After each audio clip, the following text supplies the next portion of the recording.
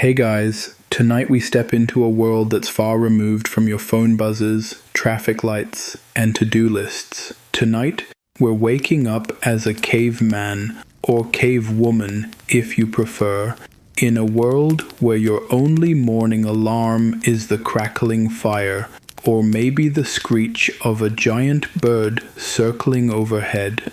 Your bed? A patch of moss over cold stone. Your pillow? Maybe a bundle of dry grass, or the back of someone snoring beside you. The cave air is thick and smoky, the last bits of last night's fire still curling upward in slow spirals. You blink through the hazy light filtering in from the mouth of the cave, and stretch. Not too far though, because your shoulder still hurts from that time you slept on a rock. You're stiff, sore, and definitely not headed to a hot shower. You shift slightly to avoid a sharp pebble and try not to wake up the small child snuggled near your side. You hear rustling outside. The early risers in your tribe are already out there. Maybe someone's tending to the fire. Maybe someone's gone to check the traps. Either way, you know the morning routine well. First things first, you need to stay alive today. You slip outside, barefoot, toes cold against the packed earth. You scan the clearing. There's a distant rustle in the bushes, probably just a rabbit, but your heart still jumps. Out here, it could just as easily be a wolf, or a cave lion, or a very hungry human from another tribe. The sun is barely peeking over the ridge. It doesn't warm much, but at least you can see.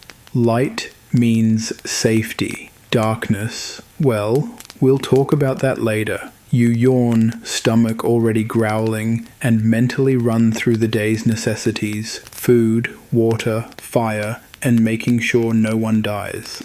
It's not quite the live, laugh, love vibe of your great-aunt's kitchen decor, but it's your reality. A few embers remain from the fire pit, and someone has already begun to nurse it back to life. You crouch beside the flickering coals, blowing gently to encourage the flames. Fire isn't just warmth, it's survival.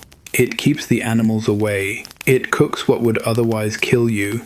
And most importantly, it's the closest thing your people have to magic.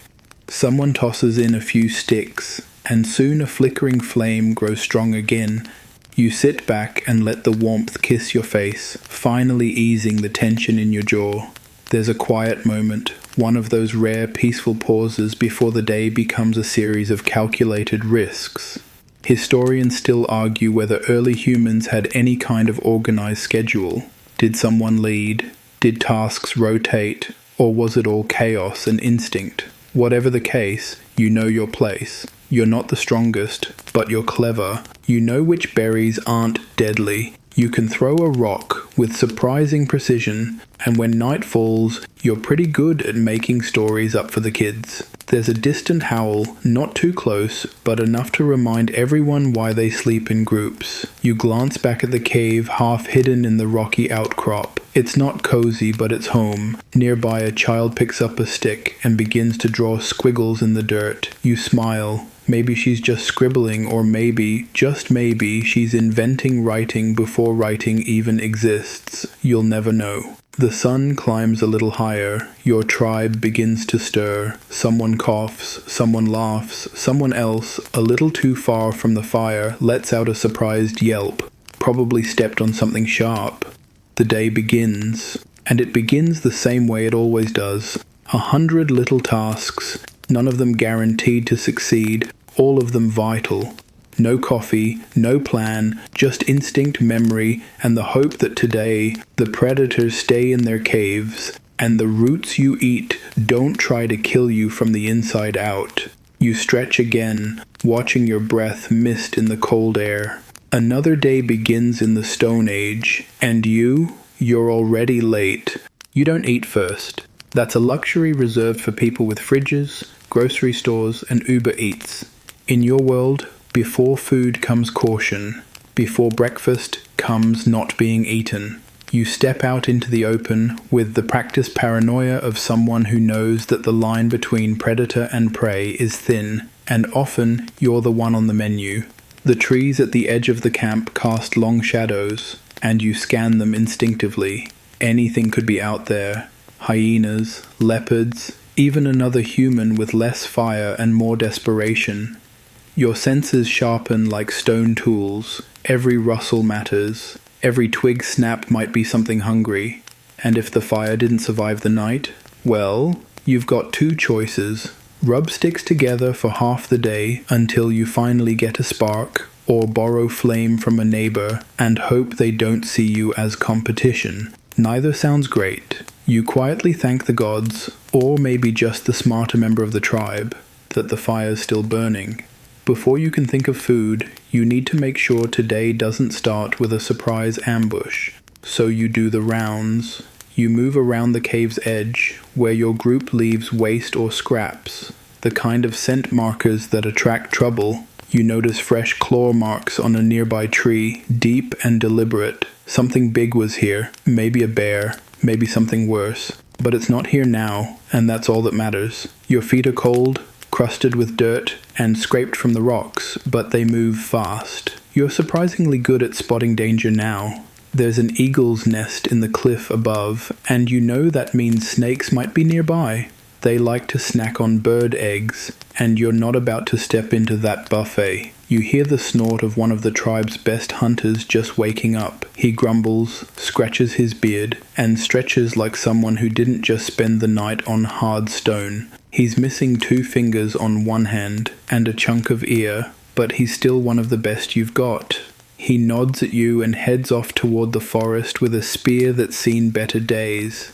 You know he'll be back by mid-afternoon, if he's lucky. If not, well, that's just how it goes. Before he disappears into the trees, he tosses you a bone. A real one, maybe from yesterday's antelope. You smile. It's not a gift. It's a subtle reminder. Don't waste this. Bones mean tools, needles, hooks, fire pokers. A single animal's death feeds more than stomachs. Historians still argue whether cavemen had roles as defined as ours. Were there leaders? Scouts? Fire guys? Or was it more like organized chaos?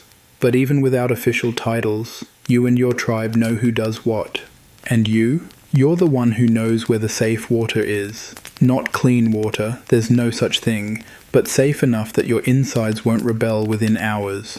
So you grab a hollowed-out gourd, one that still smells faintly of fermentation, and set off toward the stream. You follow the familiar path marked with stone piles and the occasional tuft of hair tied to a tree branch. Primitive wayfinding, but effective. The air is crisp and carries the smell of damp earth. A few birds call overhead, warning each other of your approach. At the stream, you kneel and inspect the water. No dead animals floating. Good start. You splash some on your face, rubbing away the cave grit. The cold shocks your skin awake. You fill the gourd and take a cautious sip. Still alive. Excellent.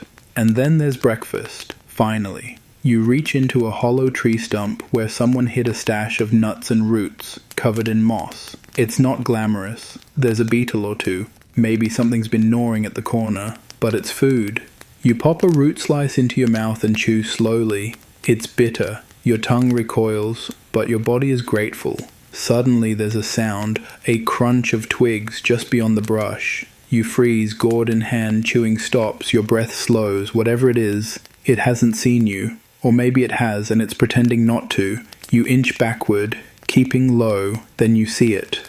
A boar. Massive, shaggy, tusked, and mean-looking. It's drinking from the stream, grunting between gulps. You don't move. A direct stare might be a challenge. An accidental sound might be suicide. You wait.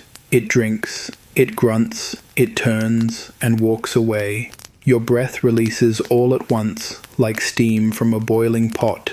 You backtrack slowly, not daring to believe your luck. That's how it works in your world. 1 minute you're thinking about nuts, and the next you're almost bacon. You make it back to the camp just in time to hear a loud whoop. A signal from the cliffs above. Someone found honey, or a fresh kill, or maybe a new cave with fewer bats. Either way, it's a sign of hope. You sit by the fire and share your gourd water with a wide-eyed teenager who smells like he hasn't bathed in forever, which, to be fair, he hasn't. You chew another piece of root, this time less bitter, and the ache in your jaw feels like victory.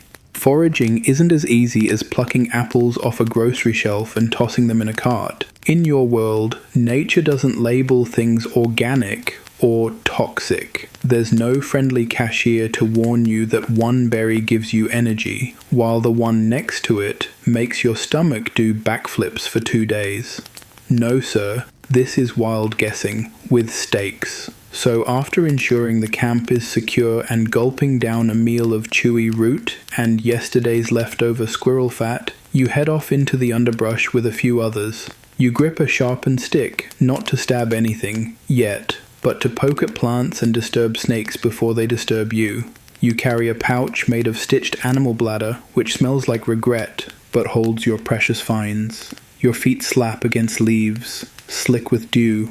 The forest is humid, fragrant with wet bark and pollen, and filled with constant sound, buzzing insects, creaking trees, the occasional thump that sounds too large to investigate. Foraging is a team sport, if only to make sure that when someone eats a bad mushroom, the rest of the group knows not to. You split up, but not too far. The rule is simple. If you can't hear someone grunt, you've gone too far. You scan the forest floor with sharp eyes. There's a patch of red berries, shiny, inviting, and probably death disguised as dessert. You step past them. Last time someone tried those, he hallucinated a storm god and danced into the fire. Not ideal. You move further downhill, toward a fallen log you remember from yesterday. Underneath, if luck's on your side, are mushrooms, earthy, firm, and safe, mostly. You poke one with a stick, give it a sniff, no sour tang. You take 2, that's enough. Too much of anything out here is a gamble. Then you spot something golden, honey. Well, not the honey itself, but the buzz gives it away. A hive wedged between 2 rocks, sticky and shimmering in the sun. Now, most people would walk away. You are not most people. You're hungry, and your tribe's kids haven't had anything sweet since the last time someone got stung into unconsciousness. So you throw smoke, an old trick. A smoldering branch under the hive makes the bees woozy, distracted. You wait, heart pounding. The air thickens with the scent of warm wax. The bees settle. You reach in with a carved spoon. Yes, a spoon. It took 3 days to make and looks like a bent stick. You scoop just enough to fill a piece of bark. Sticky, golden treasure. You grin, proud and bee-bitten. There's a small fruit tree nearby, figs, wrinkled and dark. You check the underside for bite marks. Good, no birds got here first. You take 4 and stash them away. Then, nearby, you spot something curious. Clumps of grass braided together and tied around a tree. You frown. That's not natural. Another tribe has been here, or still is. That tightens your chest a little. Historians still argue whether prehistoric groups were territorial or simply migratory. Did they fight over food zones? Did they mark forests like dogs mark hydrants? Or was everything shared and passed along like a Stone Age picnic? Whatever the truth, you make a mental note. Someone else is nearby, and they might not be friendly. Back near the clearing, a young girl runs up, holding something in her hands. Grubs, fat, wiggling, and exactly what you hoped not to eat today. She beams, proud of her find. You smile back. She's learning. One day she'll know which bugs are protein-packed snacks and which ones make your tongue swell to the size of a squirrel. You lay out your haul on a sun-warmed rock. Figs, 2 mushrooms, a couple of bitter greens, and that sweet golden patch of honey. Others begin adding theirs. Nuts, roots, even a single quail egg, still warm. It's not much, but combined, it's survival. The kids gather, sticky fingers dipping into the honey, their laughter echoing through the clearing. One smears some on a rock and begins painting with it. Not art really, just doodles, but maybe, just maybe, the first step toward culture. As you eat a fig and lick honey from your fingers, you notice your fingernails are chipped and black with soil. There's a beetle in your lap, and you can't tell if it's dead or sleeping. You flick it off. The sun rises higher. Foraging is dude. Hunting is a whole different beast, literally and figuratively. Foraging is quiet, slow, thoughtful. Hunting, that's controlled chaos with a side of near-death experiences. You're not the biggest, fastest, or strongest predator out here. In fact, you're pretty low on the food chain. So when it's hunting time, you don't rely on brute strength. You rely on brains, coordination, and just a hint of madness. You grab your spear. It's tipped carefully hardened by fire and chipped from flint. It's not perfect, and you've had to reattach it twice with animal sinew, but it's yours. You run a thumb down the shaft, checking for cracks. It creaks slightly. That's fine. You've taken down worse with less. The hunting group gathers, 3 adults, including yourself, 1 teenager eager to prove himself, and the one-eyed elder who somehow still moves like a panther. He doesn't talk much, but when he gestures, everyone listens. He points toward the valley. That's where the trails lead. That's where the game hopefully waits. The trek begins. You leave behind the humming comfort of the cave, the scent of ash and safety, and enter the open land of predators. The sun beats down, dust clings to your skin. There's no silence here, just tension. Every crunch of dry grass is both a clue and a threat. After half an hour, the one-eyed man stops. He crouches, inspects a trail, a cloven hoofprint, sharp and recent, maybe a deer, maybe something tastier like a wild pig. He grunts, then points at broken twigs. Someone's already chasing it. Historians still argue whether early hunters worked in elaborate traps or improvised based on the animal. Some digs suggest massive pitfall systems with sharpened stakes. Others show nothing more than scattered stone tools and good luck. Today, you're going old school. Chase, corner, and prey. You split into a formation, circling the brush ahead. Your heart thumps louder than your footsteps. You step lightly, testing each patch of earth with your toes first. A bird takes off from a tree. Your eyes follow its arc instinctively. You freeze. There, a flash of brown through the underbrush. Antlers, a deer, medium-sized. You lock eyes for half a second before it bolts. And just like that, the world explodes into motion. You charge. The others shout. The deer darts through the thicket, hooves tearing up the ground. Your spear is ready, but the gap is too wide. You push harder, lungs burning, legs scraping against thorny branches. The teen is to your right, panting, waving his arms to steer the animal left, toward a rock wall where escape is harder. The deer stumbles, a bad step. You see it, so does the one-eyed elder. He throws. The spear flies in a deadly arc and thuds into the deer's side with a wet crack. It screams, a sound you never really get used to, and collapses. You slow down, breath ragged. The teen stares in shock. It's his first real kill. Technically not his spear, but close enough. He won't shut up about it later, and honestly, you'll let him have it. He earned the sprint. The elder approaches first, silent. He kneels beside the animal, murmurs something in the old tongue, then slits its throat with a sharpened shell. You watch as the life drains out. It's sad and sacred and necessary. You feel the weight of it, not just the body but the responsibility. Then comes the messy part. You start butchering. There's no waiting around, no dragging it back whole. That invites scavengers. You cut fast and efficiently. Meat, organs, hide. You've done it so many times that your fingers work without thinking. You know which parts to save and which to toss. The liver is warm and glistening. You take a bite. It tastes like copper and heat, but it means strength. At least, that's what the elders say. The teen looks queasy. You'll tease him later. A few birds circle overhead. They've noticed. You'll leave scraps for them. Sharing keeps balance, and sometimes birds scream warnings when predators approach. You tie the meat in bundles using vines and leather straps.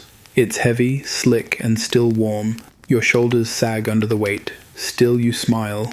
Dinner is secured. Then there's the unexpected part. A set of fresh human footprints nearby, heading in the same direction you just came from. Not yours, not your tribe's. That little tension in your spine returns. You glance at the elder. He's already noticed. He nods once and your pace back to camp becomes brisk. The return hike feels longer. Every rustle sounds like someone watching. Every shadow might move. Back at camp, the others cheer at the sight of the meat. The kids dance. The fire crackles higher.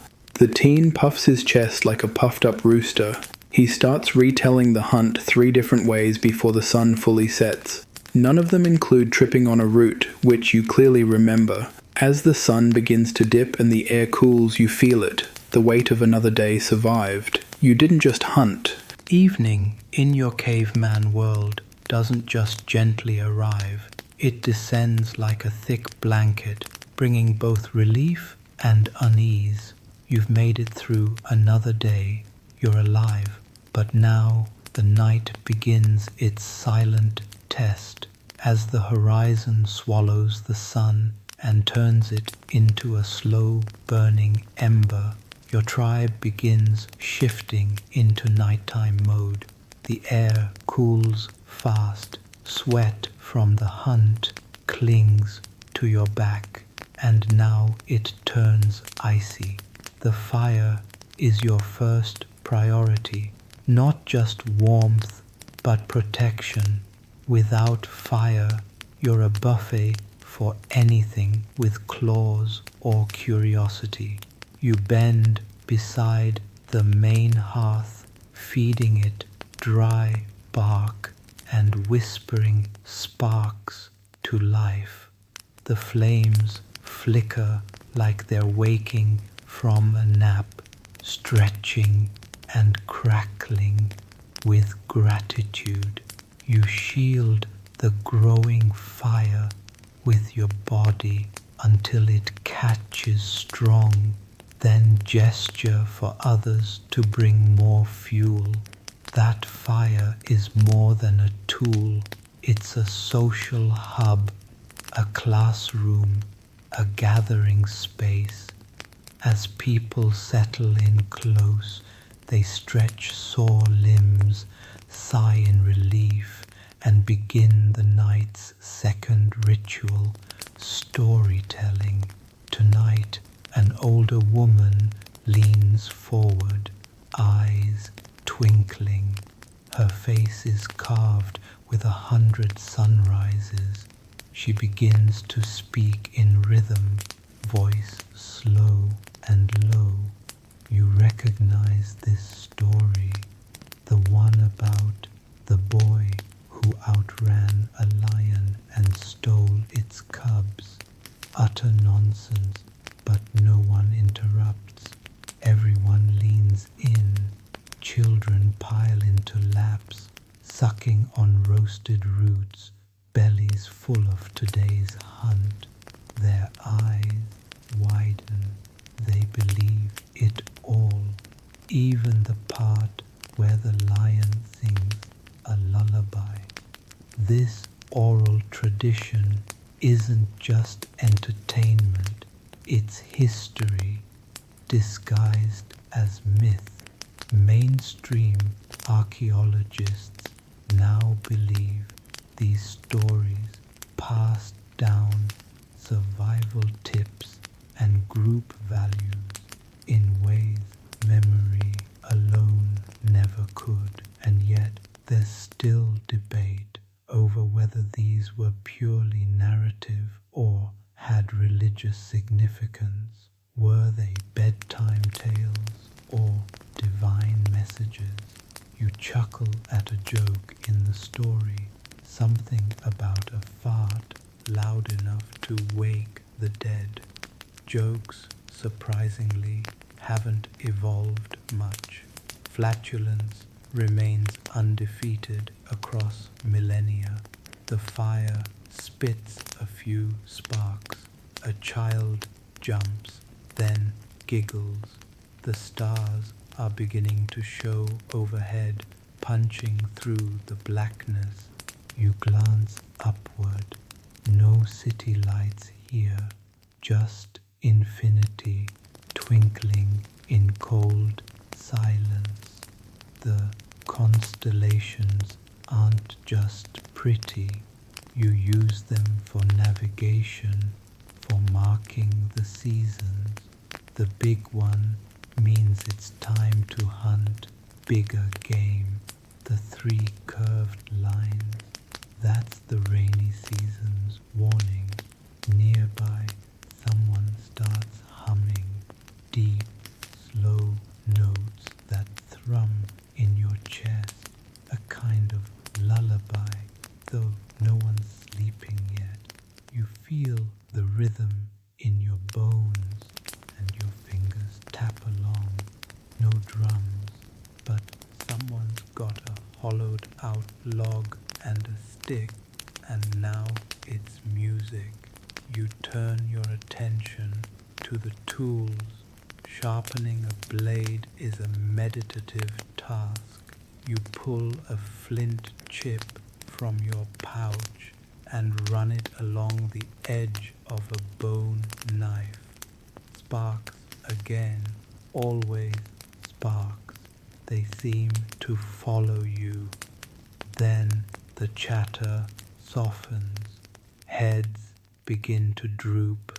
Even the teen from earlier, fresh from his imaginary heroism, is half asleep, cradling a bit of hide like a blanket.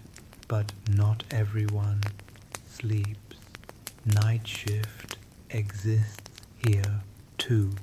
Two people stay awake always.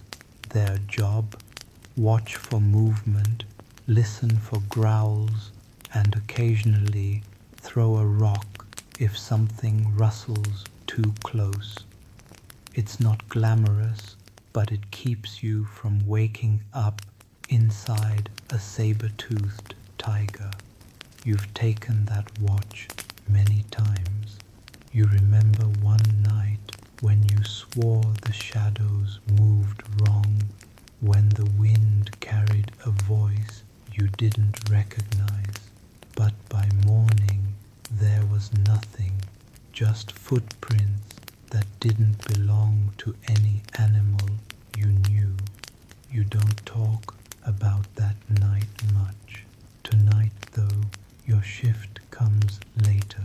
For now, you sit beside the fire, warmth sinking into your joints, thoughts floating. A girl next to you is sketching something in the dirt with a stick. Two animals, maybe a chase. It's simple, but it tells a story. You smile. That could be the first comic strip. Historians still argue whether cave art was created by shamans in trance-like states or simply bored teenagers doodling before bedtime. Either way, it's proof your people are thinking in pictures, in meaning, in memory. The fire burns lower, the stars get brighter, the air smells like roasted marrow and burnt bark. Somewhere out there, wolves howl, not close, but close enough. You let your eyelids droop just for a minute. You earned this. A stone shifts behind you. You jolt. Nothing there, probably. Sleep in your caveman world isn't 8 hours of uninterrupted bliss. It's more like cautious drifting, light, alert, and scattered. You don't have a mattress. You don't even have a pillow, unless you count a folded deer hide stuffed with grass. And forget privacy. You sleep shoulder to shoulder with your tribe, a tangle of limbs and snores, surrounded by smoke and the occasional sleep talker reenacting a mammoth chase. Tonight you lie on your side, wrapped in a fur that still smells faintly of wet animal. You're sandwiched between a snoring uncle and a child who's using your rib cage as a pillow. The fire flickers dimly nearby, casting orange waves over everything. It's not cozy, but it's familiar. You're never truly asleep. Every sound makes your ears twitch. A snapping branch outside could be a deer, could be a leopard. Your eyes shoot open, then close again. Even in sleep, your brain runs drills. It dreams in survival codes. Mainstream scholars believe our ancestors slept in short bursts, waking often through the night to scan for danger. Deep sleep, that luxury came much later when stone walls and bolted doors replaced hope. Nothing bites you in your sleep. You stir as a whispery voice beside you murmurs something, half dream, half memory. A child nearby kicks in their sleep, landing a soft jab into your shin. You don't even flinch anymore. It's part of the routine. Someone's on night watch, thank goodness. You hear the quiet crunch of their steps outside the firelight. You trust them, mostly, except for that time last season when one fell asleep on his watch and a raccoon dragged off 3 eggs and a child's necklace. That necklace is still a sore subject. As you drift again, your thoughts slow. You picture the stars above, cold and constant. Maybe there's a spirit in them, watching. Maybe it's just light from millions of years ago, casually witnessing your humble nap. You don't know, but it feels safe, comforting. Then, not far off, a sound, soft but distinct, a whoop, human. Your eyes snap open. The night watch stops moving. Silence. Everyone else is still asleep, but your heart is wide awake. Another whoop, not aggressive, not close, but definitely human.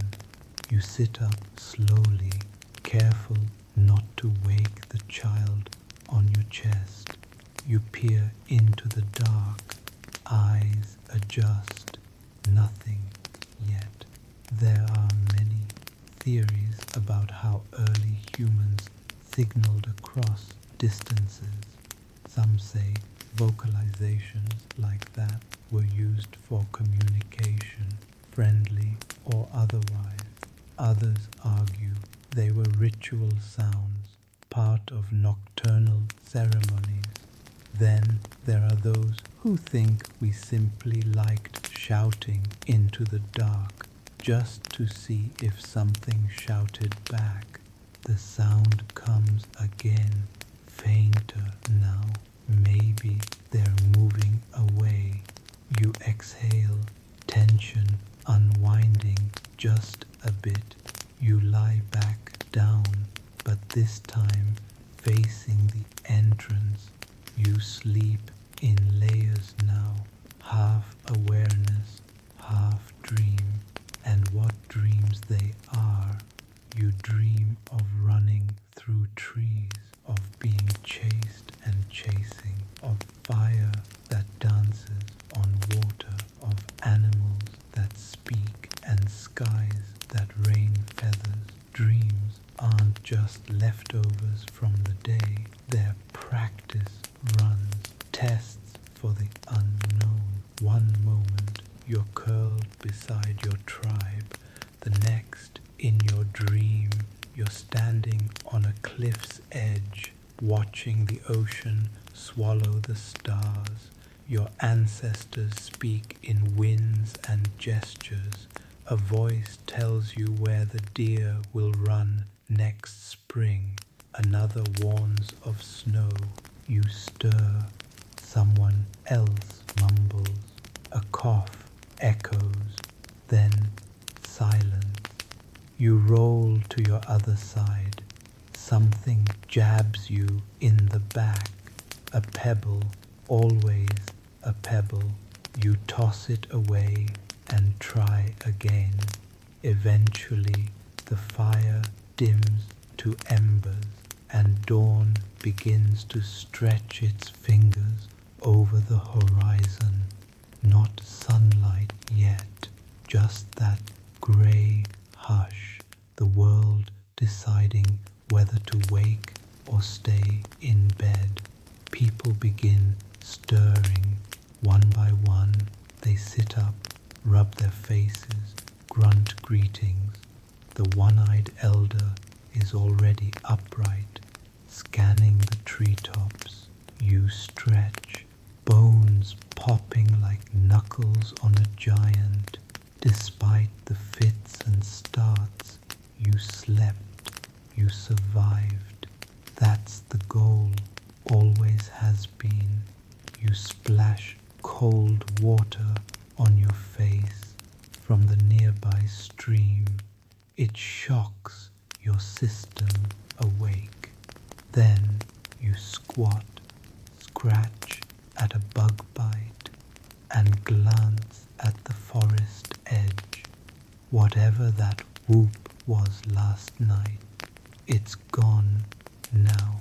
Still, you won't forget it. And tonight you'll sleep with one eye open.